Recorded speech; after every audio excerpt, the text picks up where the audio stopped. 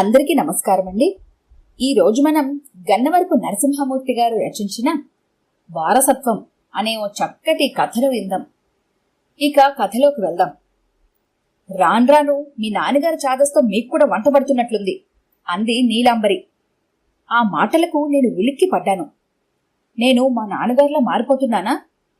ఎప్పుడు లేనిది ఈరోజు నీలాంబరి ఎందుకలా మాట్లాడింది? నా ప్రవర్తనలో ఏమైనా మార్పు వచ్చిందా? నాన్నగారిని ఊళ్ళో వాళ్ళంతా నాస్తికుడు అంటూ ఉండటం నేను చాలాసార్లు విన్నాను. ఆ మాటలకు నాకు కోపం వచ్చేది. నాకు మా నాన్నగారు ఎన్ని సూక్తులు శుద్ధులు చెప్పినా వినేవాడిని కాను. అప్పుడు నాన్నంటే కోపం కూడా వచ్చేది. కానీ ఊళ్ళో వాళ్ళు నాన్నగారిని ఏమైనా అంటే మాత్రం వాళ్ల మీద నాకు మండిపోతుంది. నాన్నగారు ఊరి కరణంగా పనిచేసేవారు. మా కుటుంబానికి ఆ ఉద్యోగం వారసత్వంగా వస్తోందని నాన్నగారు ఎవరితోనో చెబుతుంటే విన్నాను. వారసత్వం అంటే ఆ రోజుల్లో నాకు తెలియదు. నాన్నని అడుగుదామని అనుకున్నా భయపడి ఊరుకునేవాడిని. అమ్మని అడిగితే అంత పెద్ద మాటలు నీకెందుకు అని కసురుకునేది. మా తాతగారు సూర్యనారాయణ. ఊళ్ళో అందరూ ఆయన్ని మడిరావన్న అనేవారట. నాన్న తాతకి ఒకడే కొడుకు, అత్తలు మాత్రం 6. నాన్నకి 15 ఏళ్లు వయసప్పుడు నాన్నమ్మ చనిపోయిందట. మా నాన్నమ్మ ఫోటో లేదు కాబట్టి ఆమె ఎలా ఉంటుందో ఎవరికి తెలియదు. కాని ఆమె చాలా అందగత్తని ఊళ్ళో వాళ్ళు చెప్పుకునేవారట. నాన్నమ్మ చనిపోయేనాటికి మా తాత వయసు 35 సంవత్సరాలే. అయినా ఆయన మళ్లీ పెళ్లి చేసుకోలేదు. పిల్లల కోసం తన జీవితాన్ని త్యాగం చేసిన గొప్ప వ్యక్తి అని తాత గురించి అమ్మ చెబుతుండేది. మా తాత చాలా నిజాయితీపరుడని పాతతరం వాళ్ళు చెప్పేవారు. ఎప్పుడూ తడిబట్టలతో మడిగా ఉండేవారట. ప్రతిరోజు దేవతార్చన చేసి నైవేద్యం పెట్టి తను తిన్న తర్వాతనే పిల్లలకి పెట్టేవాడట. నాన్నంటే తాతకి ఎనలేని ప్రాణం. మా తాత నాకు 10 ఏళ్ల వయసప్పుడే చనిపోయాడు.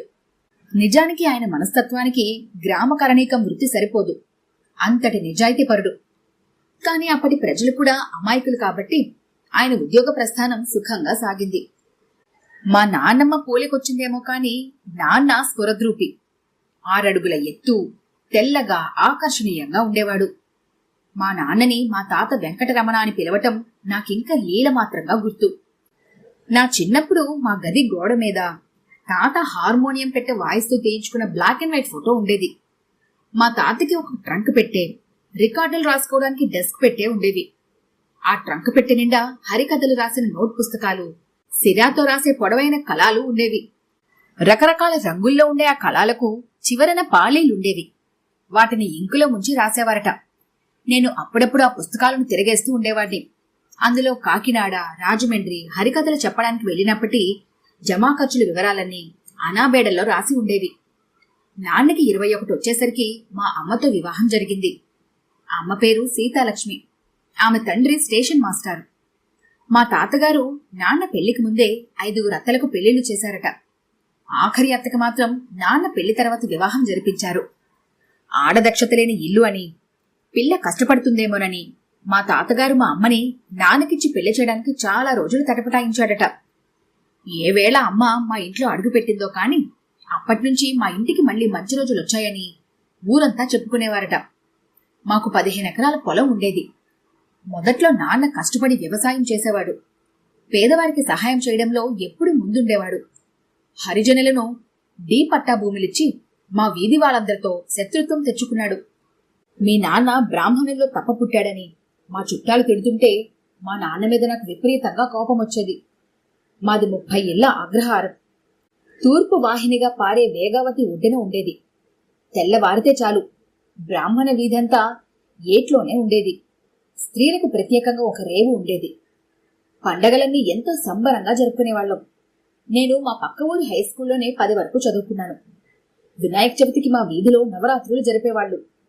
9 రోజులు పూజలు, మా వీధి వాళ్ళందరికీ భోజనాలు, రాత్రి పూజలు, ఉదయం పూట పురాణ కాలక్షేపం జరుగుతుండేవి. కాని మా నాన్న మాత్రం ఒక్కసారి కూడా అటువైపు వచ్చేవాడు కాదు. అందరూ మా నాన్నని కమ్యూనిస్ట్ అని, నాస్తికుడని, దేవుణ్ణి నమ్మడని విమర్శిస్తూ ఉండేవారు. నాన్న అప్పట్లో 8 వరకు చదివాడు. కాని మహా తెలివైనవాడు. మా ఊరితో సహా చుట్టుపక్కల గ్రామాల్లోని భూముల వివరాలు, మట్టె పల్లాలతో సహా కంఠోపాఠం. ప్రతి రైతు పేరు తెలుసు. వ్యక్తి మాత్రం చాలా సామాన్యంగా సాదాసీదాగా ఉండేవాడు. చెప్పులు వేసుకునేవాడు కాదు. బయటకు వెళితేనే చొక్కా, లేకపోతే తువ్వాలు వేసుకునేవాడు. ఊళ్ళో ఏ తగు వచ్చినా మా ఇంటికి రావాల్సిందే. ఒకసారి పంచాయతీ ఎన్నికలప్పుడు ఊళ్ళోని 2 వర్గాల మధ్య చాలా పెద్ద గొడవ జరిగి కర్రలతో కొట్టుకుంటున్నప్పుడు మా నాన్నకి తెలిసి అక్కడికి వెళ్లేసరికి అందరూ కర్రలను దించి నాన్నకి దండాలు పెట్టారు. మా నాన్న బతుకున్నంత వరకు ఊళ్ళో ఇక పోలీసు కూడా ప్రవేశించలేదు. ఊళ్ళో ఏ పెళ్లి జరిగినా వారంతా మా ఇంటికొచ్చి నాన్న ఆశీర్వాదాలు తీసుకునేవారు. నాన్నంటే ఊరి వాళ్ళందరికీ గొప్ప గౌరవం. దానికి కారణం ఆయన నిజాయితీ. ఆయన తీర్పులిచ్చినప్పుడు పక్షపాతం చూపేవాడు కాదు. అందుకే ప్రజలకి ఆయనంటే అంత గురి. ఆయనకి పద్య నాటకాలంటే ఇష్టం. నాన్న నాస్తికుడు కాబట్టి పురాణాల గురించి తెలియదని నేను అనుకునేవాణ్ణి. కాని రామాయణ భారత భాగవతాల్లో చాలా పద్యాలు ఆయనకు కరతలా మలకం. చాలా పద్యాలు ఆసువుగా పాడి వినిపించేవాడు. పురాణాల్లో ఎన్నో సందేహాలను అలవోకగా తీర్చేవాడు. మహాపండితులను చెప్పుకునే మా ఊళ్ళోని చాలా మంది పెద్దలని అవే సందేహాలని అడిగినప్పుడు వాళ్లు కోప్పడ్డం, లేదా మీ నాన్నలాగే నువ్వు కూడా నాస్తికుడువని దెప్పిపొడిచి తప్పించుకోవడాన్ని బట్టి వాళ్లు పురాణాల్లో లోతుగా చదవలేదని నాకు అర్థమయ్యేది. నాన్న ఎంత గొప్పవాడు కాకపోతే మేము బస్సులో వస్తున్నప్పుడు అప్పటికే సీట్లలో కూర్చున్న మా ఊరి రైతులు మమ్మల్ని చూడగానే లేచి నిలబడి దండాలు పెడుతూ తమ సీట్లను మాకిచ్చేవారు. మిగతా ఇంకెవ్వరి పిల్లలకు ఆ గౌరవం దక్కేది కాదు. ఆ గౌరవం నాన్న కరణం ఉద్యోగం నుంచి రిటైర్ అయిన తర్వాత కూడా కొనసాగింది. ఇది మా నాన్న చరిత్ర. గతించిన మధుర గతం. ఆయన వ్యక్తిత్వాన్ని, మంచితనాన్ని, మానవాళి పట్ల ఉండే సమదృష్టిని చూస్తూ పెరిగాము మా అన్నదమ్ములమందరం. ఆ ఉన్న కొద్దిపాటి ఆస్తితోనే మమ్మల్నందరినీ కష్టపడి చదివించాడు. ఎవరినీ మోసం చేయలేదు. ఎవరి కడుపు కొట్టలేదు. తామరాకు మీద నీటి బొట్టులా బతికాడు. ఆయన వల్లే నాకు ఎవరినీ మోసం చేయకూడదని, డబ్బు కోసం గడ్డి తినకూడదని తెలిసింది. నేను ఇంజనీరింగ్ చదివి కేంద్ర ప్రభుత్వంలో ఇంజనీర్గా పెద్ద స్థాయిలో స్థిరపడ్డాను. ఉద్యోగ ప్రస్థానంలో ఎన్నోసార్లు పెద్ద మొత్తంలో డబ్బులు సంపాదించే అవకాశాలు వచ్చినప్పుడు మా నాన్న గుర్తుకొచ్చేవాడు. అంతే, నా కాళ్ళు చేతులు వణికేవి. ఒక్కనాడు కూడా ఆయన నీతులు చెప్పేవాడు కాదు. కాని పూదండలోని దారానికి పూల పరిమళం వచ్చినట్టు మాకు ఆయన వ్యక్తిత్వం అంతర్లీనంగా ఉబ్బింది. జీవితంలో నిజాయితీగా ఉంటే ఇబ్బందులొస్తాయి. అవి తాత్కాలికం. కాని తరువాత వచ్చే ఫలితాలు మనకు చెప్పలేని ఆనందాన్నిస్తాయని నా ఉద్యోగ జీవితం నాకు నేర్పింది. నేను ఉద్యోగంలో చేరిన 5 ఏళ్ల తర్వాత మా నాన్న చనిపోయారు. ఆయన ఉండగానే నా పెళ్లి, పిల్లలు, ఉద్యోగం రావటం, ఇలా నా ప్రస్థానం కొనసాగింది. నా ఉద్యోగ బదిలీల వల్ల పిల్లలు ఎలా ప్రవర్తిస్తున్నారో, ఎలా చదువుతున్నారో పరిశీలించే అవకాశం దొరకలేదు. మిగతా ఆఫీసర్ల పిల్లలు బాగా చదువుకుంటున్నారనే వార్తలు వింటున్నప్పుడు మాత్రం మా పిల్లలు గుర్తొచ్చి భయం వేసేది. నేను వాళ్ల కోసం ఏమీ చేయలేకపోతున్నాననే బాధ వెంటాడుతూ ఉండేది. నా తరం అంటే వేరు. అప్పుడన్నీ పల్లె జీవితాలు, పేద బతుకులు. చదువు ఎలాగోలా పూర్తి చేస్తే చాలనుకున్న తరం. కాని ఇప్పుడలా కాదు. అన్ని సదుపాయాలు వచ్చాయి. డబ్బుకి కొదవలేదు. దానికి మన పిల్లల చదువుల్ని, జీవితాల్ని శాసించే అవకాశం ఉంది. డబ్బుతో ఏదైనా చెయ్యొచ్చు. చాలా మంది తమ డబ్బుతో, పలుకుబడితో మనల్ని దాటి ముందుకు వెళ్లిపోవడం చూస్తూనే ఉన్నాను. అన్నింటికీ ఆ దేవుడే ఉన్నాడన్న ఆలోచన ఇప్పుడు పనికిరాదు. ఒకరోజు నేను ఆఫీసులో ఉండగా నా శ్రీమతి నాకు ఫోన్ చేసి మన అబ్బాయికి 10వ తరగతిలో మంచి ర్యాంక్ వచ్చిందని చెప్పేసరికి నమ్మలేకపోయాను. వాడు 6లోకి వచ్చిన దగ్గర నుంచి 10వ తరగతి దాకా ఎలా చదువుతున్నాడో, వాడి తెలివితేటలేమిటో తెలుసుకునే అవకాశం దొరకలేదు నాకు. వాడి ఇంటర్లో కూడా రాష్ట్రంలో ర్యాంక్ తెచ్చుకున్నాడు. ఆ తరువాత వాడు బిట్స్ పిలానీలో ఇంజనీర్గా చదివాడు. తరువాత కేంద్ర ప్రభుత్వ సంస్థలో గ్రూప్ ఏ ఆఫీసర్గా ఉద్యోగం వచ్చింది. పెళ్ళైంది, పిల్లలు. ఇలా ఓ 10 సంవత్సరాల్లో అన్నీ జరిగిపోయాయి. వాడు బాగా చదివి మంచి ఉద్యోగంలో చేరినా వాడికి నా లక్షణాలేవి అలవడలేదు అని నాకు అనిపించింది.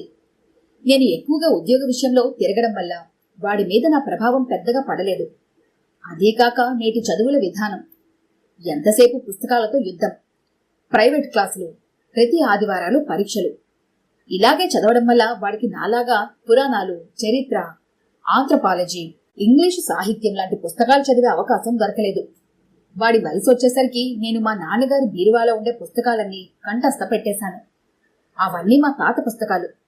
వీటన్నింటినీ మా నాన్న చదివాడని, ఆ పుస్తకాల్లో మా నాన్న ఆ మధ్య నేను నా భార్య మా వాడి ఇంటికి వెళ్ళాము. మా కోడలు కూడా ఉద్యోగస్తురాలే. మనవరాళ్ళిద్దరూ చాలా చురుకైన వాళ్ళు. వాడు ఆఫీస్కి వెళ్ళిన తర్వాత ఒకరోజు కోడలు నా భార్యకి నాకు వంకాయ పులుసు పచ్చడి వడ్డించింది. అది చాలా కారంగా ఉంది. ఇంత కారం వాడు తినడు కదమ్మా అని అడిగాను.